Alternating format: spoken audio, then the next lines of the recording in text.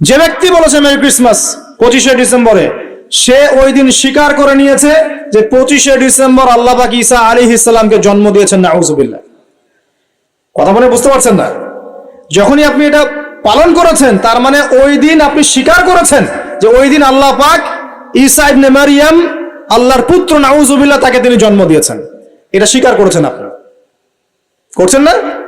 ওই সভ্যতা অন্তর্ভুক্ত আপনি হতে চান? ওদের সাথে হাসর করতে চান, নাকি নবী সাল্লাল্লাহু আলাইহি ওয়াসাল্লামের সাথে করতে চান? আগামী 2-3 দিন পর তারা রাস্তাঘাটে কনসার্ট করবে, নাচবে, পিকনিক করবে, হইহুল্লা করবে, এবং পশ্চিমাদের সাথে তালে তাল মিলিয়ে বলবে যে 31st night, happy new year. তারা বলবে আগামী 2-3 দিন পরেই করবে। কিন্তু আজকে আরবি মাসের কয় তারিখ বলতে পারবে না। আরবি বর্ষপুঞ্জি আছে না, ক্যালেন্ডার, আরবি নববর্ষ কবে, প্রথম মাসটার নাম কি সেটা বলতে পারবে না। রমজান মাস, তার আগে কোন মাস, পরে কোন মাস বলতে পারবে না। কিন্তু 31st নাইট তারা চিনে। তারা লাইলাতুল কদর চিনে না, তারা লাইলাতুল কদর চিনে না, 31st নাইট চিনে। আপনি কোন প্রজন্ম তৈরি করছেন দেখেন। এখানে প্রসঙ্গ যেহেতু এসেই গেল, বলে দেই এই কথাটা, পরে ভুলে যাব, যে খ্রিস্টপূর্ব প্রায় 46 সালের দিকে এক ব্যক্তি ছিল, তার নাম ছিল জুলিয়াস সিজার। কি নাম? Julius Caesar. এগুলো আমি আসলে অনেকদিন আগে পড়েছি, আমার মাথায় এত লাইভলি নাই, আর এগুলোর চর্চা করা আমি বন্ধ করে দিয়েছি। আমাদের ফিলোসফি কিছু বই ছিল, এগুলোতে হিস্ট্রিগুলো ঘাটা ছিল সবগুলো, আর হিস্ট্রির একজন গভীর ছাত্র। তো এই জুলিয়াস সিজার নামে এক ব্যক্তি ছিল, যে আসলে সিজার নামক এক দেবতার উপাসনা করত। কথা বুঝতে পারছেন? ওদের অনেক দেবতা ছিল, এরকম একটা দেবতার নাম ছিল সিজার। ওর নামে সে নামকরণ রেখেছে জুলিয়াস সিজার। এই নক্ষত্র পূজারী ছিল, তারার পূজা করত। কথা বুঝতে পারছেন? তো তারার পূজা যে করে, সে কি তাওহীদপন্থী না মুশরিক? বলেন, সে কি ইমানদার না কাফের, কোনটা?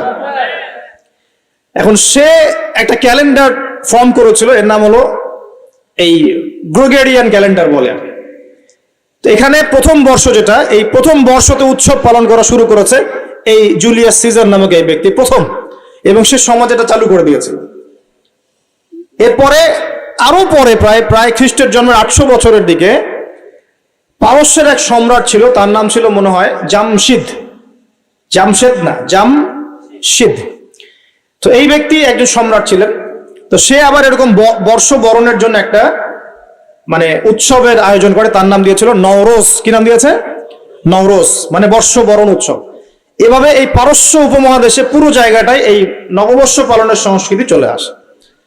এগুলো হতে হতে হতে আজকে এই যে দেখছেন আপনি 31st নাইট, এই যে গ্রেগরিয়ান ক্যালেন্ডার, যেটা মানে পশ্চিমারা সারা বিশ্ব শাসন করেছে না। যখন ব্রিটেন সারা বিশ্বকে শাসন করছিল, আমাদের এখানে ওদের দখল ছিল না। পলাশির যুদ্ধের হিস্ট্রি জানেন না? কত বছর এখানে শাসন করেছে? প্রায় 200 বছর এরা এখানে শাসন করে নাই। নবাব সিরাজউদ্দৌলার পতনের পর থেকে প্রায় 200 বছর এই ভারতীয় উপমহাদেশ তারা শাসন করেছে না। এখানে এই গ্রেগরিয়ান ক্যালেন্ডার ছড়িয়ে দেওয়া হয়েছে। এখন আমরা এই যে 31st নাইটের উৎসবটা পালন করছি, শুরু করছি। এটা কি আমাদের উৎসব? এটা কি মুসলমানদের? কাদের হলো তাহলে? পশ্চিমাদের, রোমকদের, পশ্চিমাদের, যাদের সাথে ইসলামের দূর দূর পর্যন্ত কোনো সম্পর্ক নাই। আর নবী সাল্লাল্লাহু আলাইহি ওয়াসাল্লাম কি বলছেন শোনেন। আল্লাহ নবী বলছেন, তোমাদের জন্য আনন্দের উৎসব দুইটা। কয়টা? একটা ঈদুল ফিতর, রমজান মাসে সম সাধনার পরে, কিয়ামুল লাইলের পরে, তারাবির পরে, তাহাজ্জুদের পরে, কোরআন খতম দেওয়ার পরে, যাকাত ফিতর দেওয়ার পরে, ত্যাগের এই মাসের পর আমরা একটা আনন্দ করি, ঈদুল ফিতর। করি কি না? সবাই আনন্দ ভাগাভাগি করে নেই, আলহামদুলিল্লাহ। ওই দিন আল্লাহ পাক কি করেন? আল্লাহ পাক রমজানের রোজাদার যারা ছিলেন সবাইকে মাফ করে দেন, আলহামদুলিল্লাহ।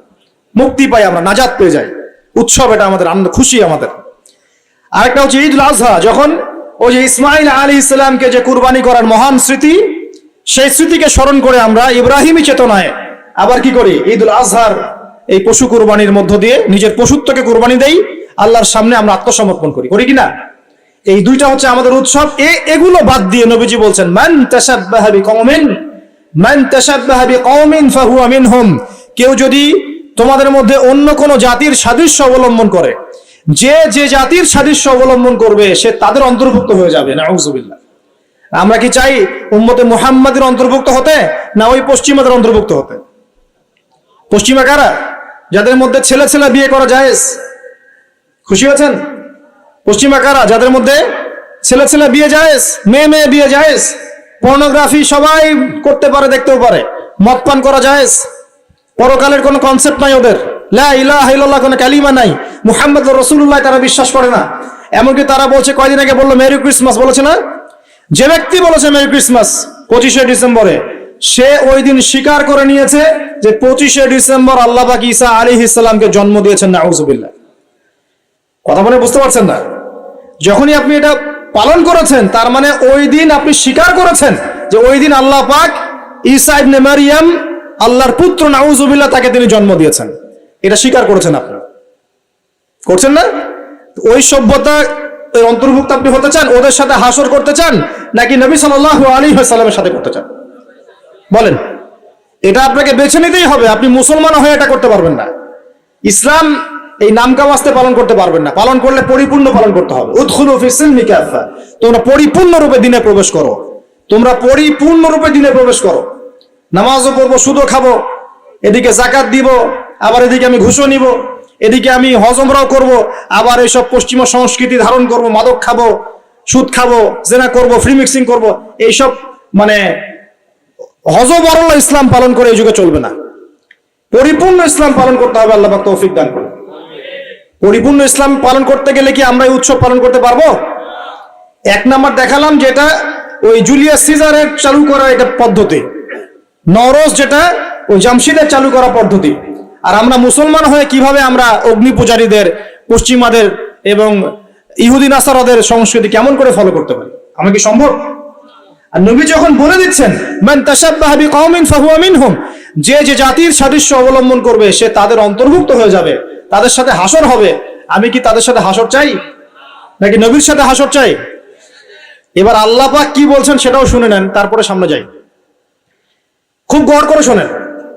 আল্লাহ পাক সূরা মাঈদার 51 নম্বর আয়াতে বলছেন। কত নম্বর আয়াত বলেন?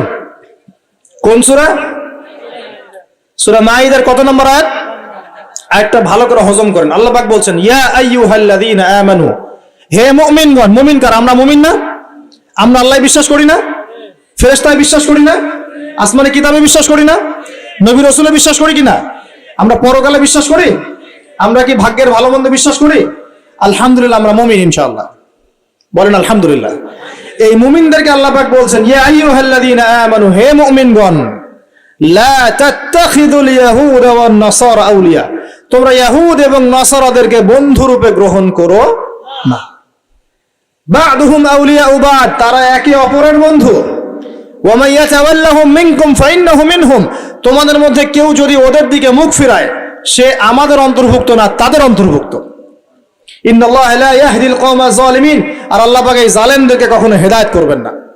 মানে আমরা যদি ওদের অন্তর্ভুক্ত হয়ে যাই, আমরা জালেম হয়ে যাব, আর এই জালেমদেরকে আল্লাহ পাক হেদায়েত করবেন না। আল্লাহ পাক সূরা বাকারা আরো বলেছেন, ওয়ালান তারদা আনকাল ইয়াহুদ ওয়ালান নাসারা হাত্তা তাত্তাবিআ মিল্লাতাহুম, হে নবী, তোমার উপরে ইহুদের লোকজন এবং খ্রিস্টানরা কখনোই সন্তুষ্ট হবে না, কখনোই সন্তুষ্ট হবে না, যতক্ষণ তুমি তাদের ধর্ম মিল্লাত গ্রহণ না করছো। আপনি ওদের সাথে তালে তাল মিলে নাচ গান করেন, তারা আপনার উপর সন্তুষ্ট হয়ে যাবে। আর আপনি যখন ওদের উপর তালে তাল মিলাবেন না, লা ইলাহা ইল্লাল্লাহ মুহাম্মাদুর রাসূলুল্লাহ নিয়ে থাকবেন, ওরা আপনার উপর সন্তুষ্ট হবে না। আমরা কি দুনিয়াতে ওদের সন্তুষ্টি চাই না আল্লাহর সন্তুষ্টি চাই? যদি আল্লাহর সন্তুষ্টি চাই, নবীর সাথে হাসর করতে চাই, কোন মুসলমান যুবক যুবতী আগামী এই নোংরা অপসংস্কৃতিতে গায়ে গা ভাসাবে না। এই দিনে কোনো কনসার্ট চলবে না, এই দিনে কোনো বেহায়াপনা হবে না, এই দিনকে কেন্দ্র করে কোন রকমের এই পিকনিক বা ঢাকঢোল পিটানো আর এই যে তোমাদের সাউন্ড বক্সে গান বাজানো কোনো কিছু চলবে না ইনশাআল্লাহ। পারা যাবে? মনে রাখবে, এই কাজটা ছোট নয়, করার মধ্য দিয়ে আপনি কুফর করছেন। কুফর, আপনি আল্লাহর নবীর হাদিসকে অস্বীকার করছেন, আল্লাহর কোরআনের আয়াতকে অস্বীকার করছেন, আপনি আল্লাহর দুশমনদের সাথে খুশি পালন করছেন। সুবহানাল্লাহ। আল্লাহর যে দুশমনরা সারা বিশ্বে মুসলিমদের উপর নির্যাতনের স্টিম রোলার চালাচ্ছে, ওদের সাথে তালে তাল মিলিয়ে আপনি বলছেন হ্যাপি নিউ ইয়ার, মাশাআল্লাহ, আস্তাগফিরুল্লাহ, তওবা আস্তাগফিরুল্লাহ, আল্লাহ পাক মাফ করুন। এবার দেখেন, এটা কি আমাদের দেশেরও সংস্কৃতি? এই জিনিসটা কি আমাদের দেশের সংস্কৃতি? বাঙালি ভাষা, বাঙালি জাতি, বাংলা ভাষা, আমাদের প্রাণের যে ভাষা এবং দেশ এবং মাতৃভূমি, এদের সাথেও কি এটা সম্পৃক্ত? এদের সাথেও কি এটা যোগসূত্র আছে? এটা ধার করা সংস্কৃতি, কথা ঠিক কিনা? তো ধার করা সংস্কৃতির চর্চা আমরা বাংলার মাটিতে কেন করব? আমাদের বাংলা সংস্কৃতি নাই? আমরা বাঙালি না? আমাদের ভাষা নাই? আমরা ভাষা নিয়ে গর্বিত না? কেন আমরা আমাদের ভাষায়, আমাদের দেশে, আমাদের জমিতে অন্যের সংস্কৃতি এনে ওইসব ভাষার গান আমরা কেন চালু করব? ওইসব ভাষায় আমরা ঢাকঢোল কেন পিটাবো? আমাদের নিজস্ব সংস্কৃতি নাই? আছে কি নাই? এবার আসেন আরেকটা পয়েন্ট দিয়ে শেষ করি এই লেকচারটা। সেটা হলো, একটা বছর যে চলে গেল, একটু মনোযোগ দাও এদিকে। একটা বছর যে চলে গেল, এক বছর চলে যাওয়াতে কি আমার খুশি হওয়া উচিত না কষ্ট পাওয়া উচিত? মনে করেন আপনার 60 বছর হায়াত আছে, বা আমার 60 বছর হায়াত আছে, কথার কথা বলছি। এখন এক একটা বছর যে চলে যাচ্ছে, আমি কি মৃত্যুর দিকে একটু একটু করে আগাচ্ছি না? আপনি আগাচ্ছেন না? কি ভাই কথা বলেন, আগাচ্ছে কি না? তাহলে আমরা একটা বছর চলে যাচ্ছে মানে কি, আমরা একটা একটা করে ধাপ আগাচ্ছি কবরের দিকে। এখন আমার জীবন থেকে 2022 সালটা চলে গেল, তার মানে এক বছরে আমি কতটুকু নামাজ পড়লাম, কতটুকু রোজা রাখলাম, কতটুকু তাসবিহ তাহলিল করলাম, কতটুকু দাওয়াতি কাজ করলাম, দিনের জন্য কতটুকু কি করলাম, এইটা ফিকির করা উচিত না আমার? আমার জীবন থেকে একটা বছর চলে গেল মানে আমি কবরের দিকে এক ধাপ এগিয়ে গেলাম। এখন এগিয়ে যাওয়ার খুশিতে আপনি আজকে উৎসব পালন করছেন। আস্তাগফিরুল্লাহ, কি বুদ্ধি মাথায় দেখেন। জীবন থেকে একটা বছর হায়াত কেটে পড়ে গেল, এটাতে সে খুশি হয়েছে এবং খুশি হয়ে সে উৎসব পালন করছে, কনসার্ট করছে, ঢাকঢোল পিটাচ্ছে, পিকনিক করছে। কত বুদ্ধি মাথায়। মৃত্যু কাছাকাছি আসলে কি মানুষ খুশি হয় না কষ্ট পায়? মৃত্যু কাছাকাছি আসলে মানুষ কি খুশি হবে নাকি আরো চিন্তা করবে, হায় আফসোস, এক বছর যদি আরো ভালো কাজ করতে পারতাম আরো ভালো হতো? কোনটা বলেন? আফসোস হবে না? অবশ্যই হবে। হ্যাঁ, তার মানে এখন আপনি যদি কিছু করতেই চান, এই 31st নাইটে যদি আপনি কিছু করতেই চান, তাহলে আমি বলবো, আমার পরামর্শ, সুন্দর করে ওযু করে আইসে আপনাকে জায়নামাজে দাঁড়াতে হবে।